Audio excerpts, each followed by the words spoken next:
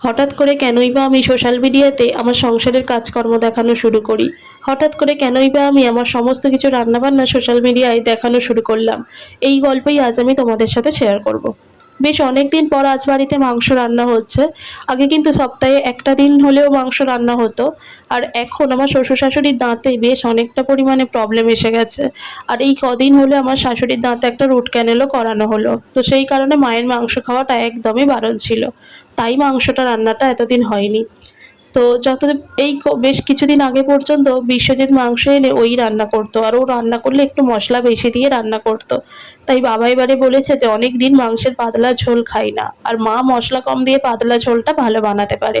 তাই আজকের রান্নাটা মাই করছে। এখন মায়ের রুট ক্যানেল সম্পূর্ণ হয়েছে। মা মাংস কেন মানে খাসির মাংস থেকে শুরু করে যেকোনো শক্ত জিনিসই মা চিবিয়ে খেতে পারবে। তাই আজকে মাংস রান্না করা হচ্ছে।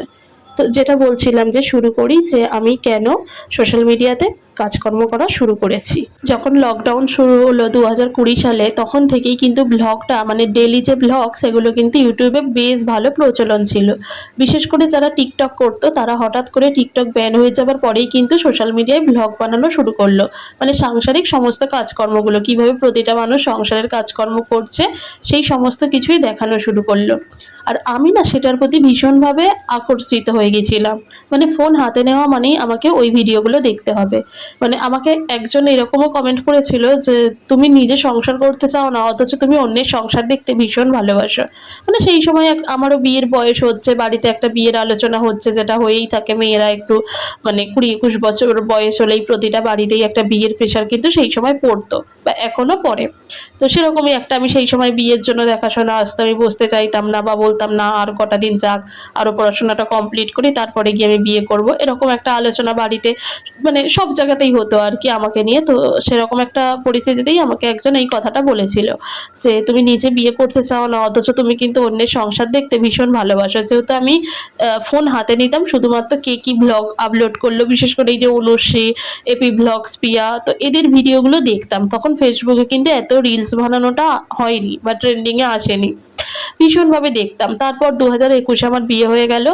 সেই সময়েও কিন্তু আমি দেখতাম। বিয়ের পর তো ভীষণভাবে দেখতাম। আর সবথেকে বড় কথা হলো বিয়ের আগে থেকেই যখন বিশ্বজিতের সাথে আমার পরিচয় হয়নি, তখনও কিন্তু আমি ভীষণভাবে দেখতাম এই ভিডিওগুলো। আর আমার ভীষণ মানে ঐরকম ধরনের ভিডিও বানাতে ইচ্ছা হতো। হঠাৎ করেই কেন জানি না কোথা থেকে আমার মাথায় এই ভূতটা ঢুকলো। আমারও ইচ্ছা হতো যে এরা যখন এত সুন্দর কাজকর্মগুলো দেখায়, আমিও এইরকমভাবে কাজকর্ম করে যদি সোশ্যাল মিডিয়ায় ছাড়ি, এরকমটা আর কি আমার শুরু হয়েছে। কিন্তু সেই সময় আমার ফোনে একদম স্পেস ছিল না। আর আমার ফোনের যেকোনো সমস্যা দূর করার জন্য ছিল আমার বড় মার ছেলে, আমার এক দাদা। তো সেই দাদার কাছেই আমার সমস্ত মানে ফোনের সমস্যাগুলো সমাধান করে দিত সেই দাদা। তো আমার ফোনের স্টোরেজ ফুল হয়ে যায়। এবার দেখবে একটা সময় মানে যখন আমরা মেয়ে থাকি, তখন যেন মনে হয় সমস্ত স্মৃতি তুলে রাখতে হবে। হঠাৎ করে সেজেগুজে ছবি তোলা, ঘরে বসে আছি, ইচ্ছা হলো এক্ষুনি মায়ের একটা শাড়ি পরবো, সেই শাড়িটা পরে ছবি তোলা, এইরকম ভাবে করতে করতে কিন্তু অনেক ছবি ফোনের মধ্যে জড়ো হয়ে যেত। যতই ছবি বাদ দেওয়ার চেষ্টা করতাম না কেন, সেই কিছু না কিছু ছবি কিন্তু ফোনের মধ্যে রয়েই যেত, যে ছবিগুলো ডিলিট করতে একদমই মন চাইতো না। এবার এরকম সমস্যায় জর্জরিত হয়ে আমার ফোনের কিন্তু 99% মানে কি বলে ওটাকে, স্টোরেজ পুরো ফুল হয়ে গিয়েছিল।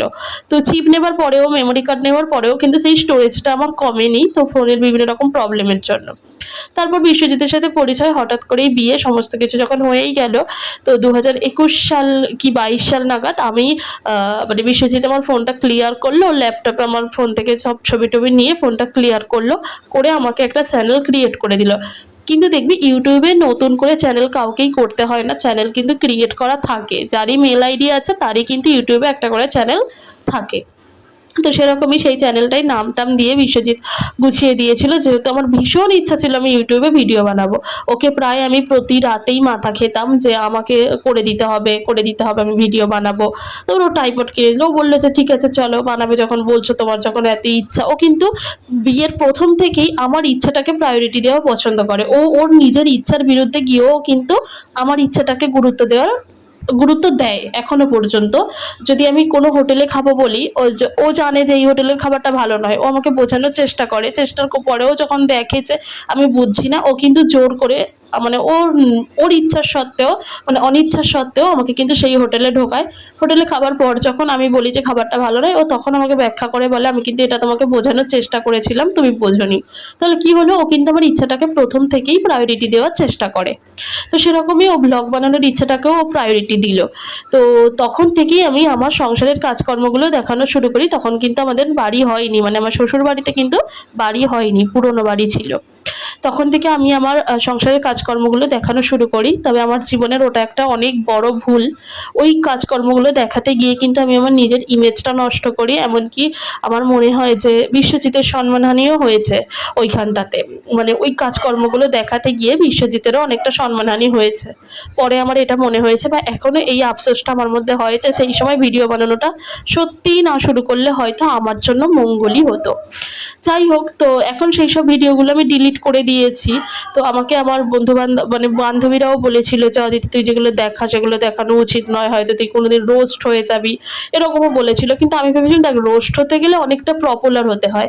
কারণ কেউ আমাকে নিয়ে রোস্ট করবে, সেটা আমি যদি পপুলার না হতে পারি, সে কেন রোস্ট করবে? আমাকে নিয়ে রোস্ট করে তো তার কোনো ভিউজ হবে না, আর মানুষ তো এখন ভিউজের জন্যই রোস্ট করে। তো এরকম ধরনের আমি তাদেরকে আবার বলেছিলাম। তো এই সমস্ত কিছু নিয়ে আর কি, সত্যি বলতে কি এখন আমার মনে হয় সেই সময় আমি কিন্তু আমার বরের ইমেজটা নষ্টই করে দিয়েছি। মানে আমি নিজের ইমেজও নষ্ট করেছি, সাথে বিশ্বজিতের ইমেজটাও কিন্তু নষ্ট হয়েছে। তারপরেও কিন্তু বিশ্বজিৎ আমাকে কিচ্ছু বলেনি। বিশ্বজিৎ আমাকে একবারও বলেনি যে তুমি আমার ইমেজটা সোশ্যাল মিডিয়ায় ভিডিও বানাতে গিয়ে নষ্ট করেছো। তো আমার এখন আফসোস হয় যে সত্যি সেই জিনিসগুলো না দেখালে হয়তো ভালো হতো। কেন বলো তো? যেহেতু আমি প্রেম করে বিয়ে করেছি, তাই আমার জীবনে কোনোদিনই কোনো জিনিস ভালো হতে পারে না। এটা কিন্তু প্রতিটা মানুষের ধারণা, সমাজের ধারণা।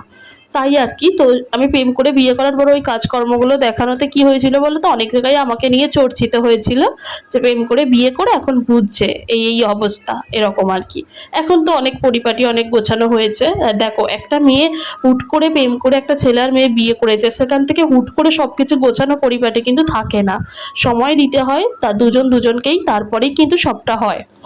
তো যাই হোক, এইভাবে ভিডিও বানানো শুরু করতে করতে করতে করতে যখন 5টা বছর ধরে ভিডিও বানাচ্ছি, কোনো সাফল্য পাচ্ছি না, অটোমেটিক কিন্তু আমি সংসারের কাজকর্ম দেখানো বন্ধ করে দিই। অনেকবার নিজের মনকে আমি বুঝিয়েছি যে আমি কিন্তু আর ভিডিও বানাবো না, ভিডিও বানানোটা হয়তো আমার জন্য নয়। বহুবার নিজের মনকে বোঝানোর পরেও কিন্তু আমি পুরোপুরি ভিডিও বানানো এখনো ছাড়তে পারিনি। হয়তো 1 মাস ছেড়েছি, 2 মাস ছেড়েছি, 3 মাস ছেড়েছি, কিন্তু 3 মাস পরে হলেও আমি আবারও ভিডিও বানানো শুরু করে দিয়েছি। কেন জানি না।